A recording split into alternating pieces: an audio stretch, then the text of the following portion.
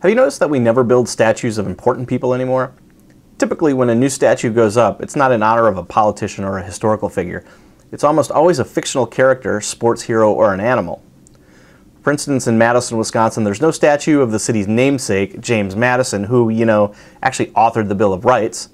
Yet the city houses a statue of three-time Rose Bowl winning Wisconsin head coach Barry Alvarez. Green Bay proudly boasts a Vince Lombardi statue.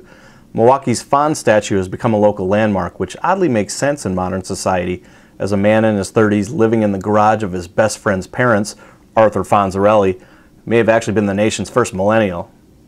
And while Delavan will almost certainly never feature a statue of its most famous son, Scott Walker, it will continue to host a statue of Romeo the elephant, who is famous for killing 5 people during his circus career. The Romeo statue actually depicts Romeo stomping a circus clown to death. So why is it we don't honor actual important people with statues anymore? Well, for one, many of the great issues have been addressed.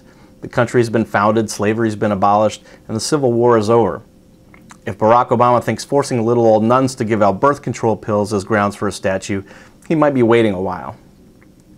Politicians have also sunk so low in the public's estimation that it's hard to see any elected official garnering enough support for a statue. In many cases, that opprobrium is retroactive. Some college campuses are trying to distance themselves from famous alumni, as Princeton students are doing with the university's former segregationist president, Woodrow Wilson. There appears to be a strong correlation between what people think about their elected officials and their desire to memorialize them with a statue. The days of universal admiration for our public servants is long gone, as are the great issues they confronted. Instead, we now pay tribute to non-threatening fictional characters, sports figures, and deadly circus animals. Sadly, as our society becomes more and more fractured, the only thing we can all get behind appears to be crushing clowns to death.